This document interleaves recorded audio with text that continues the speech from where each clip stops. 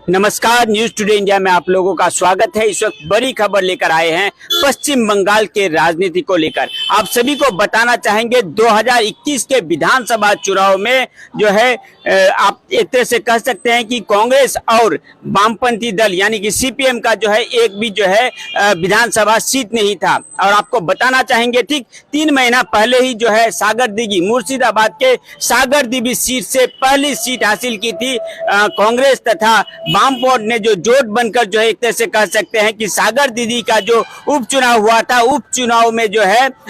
बाइरन विश्वास जो कि 21,000 से भी अधिक वोटों से विजयी होकर एक तरह से कह सकते हैं एकमात्र सीट कांग्रेस तथा वामपंथ की सहमति से जो जोट बनी थी उससे जो है विजयी हुई थी। लेकिन इस वक्त इस विषय को लेकर आप सभी को बड़ी खबर लेकर आए हैं, ब्रेकिंग न्यूज लेकर आए हैं, क्योंकि बताना चाहेंगे एकमात्र जो है सीट कांग्रेस की ओर से बाइरन विश्वास जो कि सागरदिघी के विधायक थे, कुछ देर पहले ही जो जानकारी आ रही है कि कुछ देर पहले ही उन्होंने जो है अभिषेक बंदोपाध्याय के हाथ से जो है तृणमूल कांग्रेस का दामन थामा है। आप सभी को बताना चाहेंगे बाइरन विश्वास जो कि कांग्रेस के विधायक थे, 3 महीना पहले ही जो सागरदिघी में उपचुनाव हुआ था, उस उपचुनाव में लगभग 20,000 से भी अधिक वोटों से विजयी होकर जो है वह कांग्रेस से विजयी हुए थे। तथा उसके बाद से ही जो है एक तरह से कह सकते हैं कि पूरे पश्चिम बंगाल की राजनीति में एक तरह से हलचल दिखाई दी थी। खास करके कांग्रेस का जो दल है, कांग्रेस जो है उसके अंदर जो एक तरह से ऑक्सीजन का काम कर रही थी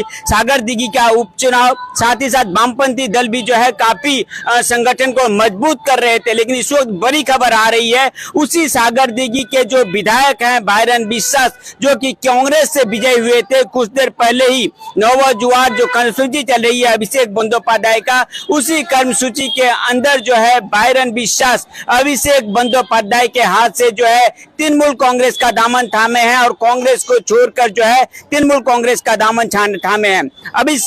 आप सभी को बताना चाहेंगे कि सामने ही जो है पंचायत चुनाव है और इस तरह से एक तरह से कह सकते हैं जब जोट यानी कि कांग्रेस और वाम की जो संगठन है वह धीरे धीरे वृद्धि स्तर कर रही थी, मजबूत हो रही थी, तो बाइरन विश्वास के आज तृणमूल में योगदान कर जाने से इसका कितना प्रभाव पड़ेगा कांग्रेस पे तथा विभिन्न राजनीतिक दलों पे। आप सभी को बताना चाहेंगे कुछ देर पहले ही प्रेस कॉन्फ्रेंस के माध्यम से अभिषेक बंदोपाध्याय के हाथ से जो है बाइरन विश्वास सागरदिघी के विधायक वह जो है कांग्रेस को छोड़कर तृणमूल कांग्रेस का दामन थामे हैं। और इसके बाद से ही जो कह सकते हैं पूरे पश्चिम बंगाल के राजनीति में एक तरह से चर्चा का विषय बना हुआ है, क्योंकि एकमात्र सीट कांग्रेस का यह था और लगातार मुर्शिदाबाद, उत्तर दिनाजपुर, मालदा इन सब जिलों में लगातार एक के बाद एक कांग्रेस में योगदान चल रही थी। तृणमूल कांग्रेस छोड़कर लोग कांग्रेस में योगदान कर रहे थे और धीरे धीरे कांग्रेस की जो शक्ति है उसमें वृद्धि हो रही थी। खास करके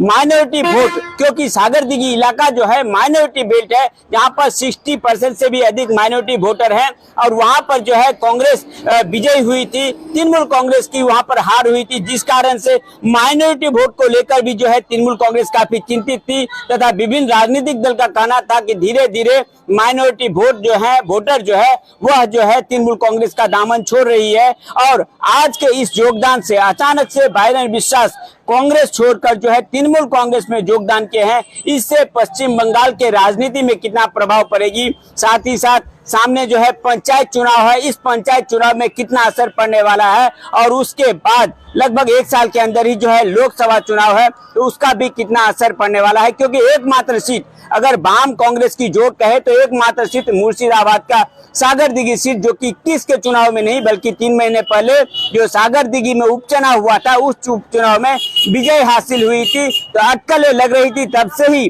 बार बार जो है ऐसी अफवाहें या फिर हवा उड़ रही थी कि बाइरन विश्वास जो है वह तृणमूल कांग्रेस में योगदान कर सकता है। और आज वास्तव में जो है यही बात सच हुआ, क्योंकि बताना चाहेंगे कुछ क्षण पहले ही जो है अभिषेक बंदोपाध्याय जो कि नवजुआर कर्मसूची में थे और उसी कर्मसूची में जो है उनके हाथ से ही, अभिषेक बंदोपाध्याय के हाथ से ही जो है बाइरन विश्वास कांग्रेस का दामन छोड़कर जो है तृणमूल कांग्रेस में योगदान किए हैं। अब देखना यह है कि पश्चिम बंगाल की जो राजनीति है वह किस ओर जाती है। क्या पंचायत चुनाव में एक तरह से एकबद्ध जो हो रही थी कांग्रेस तथा वाम जोट, कितना शक्ति हो सकती है, कितना शक्ति में वृद्धि हो सकती है तथा अगले पंचायत चुनाव में कितना लड़ाई कर सकती है। साथ ही साथ आने वाले 2024 में जो लोकसभा चुनाव है उसमें भी अगले 12 तारीख को बताना चाहेंगे बिहार के पटना में, जो कि राजधानी है, उस पटना में जो है एक तरह से कह सकते हैं विरोधी पक्ष का जो है बैठक होने वाला है नीतीश कुमार के नेतृत्व में। अब देखना है उस बैठक में जो बातें उठ रही थी कि तृणमूल कांग्रेस तथा कांग्रेस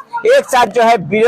विपक्ष जो है विरोध का जो है भारतीय जनता पार्टी का जो है एक तरह से विपक्ष दल के रूप में जो है यहाँ से सांगठनिक तौर पे तैयारी हो सकती है। 12 जून को जो है पटना में एक विरोधी जब जितने भी दल हैं उनका जो है संगठन मजबूत करने के लिए जो है बैठक होने वाली है। उस बैठक में तृणमूल कांग्रेस तथा कांग्रेस दोनों योगदान देने वाले हैं। देखना है कि 2024 के लोकसभा चुनाव पे भी जो है इस ज्वाइनिंग का कितना असर पड़ता है। जुड़े रहिए इसी तरह की हर छोटी बड़ी खबर, न्यूज अपडेट, इन्फॉर्मेशन जानने के लिए न्यूज़ टुडे इंडिया के साथ।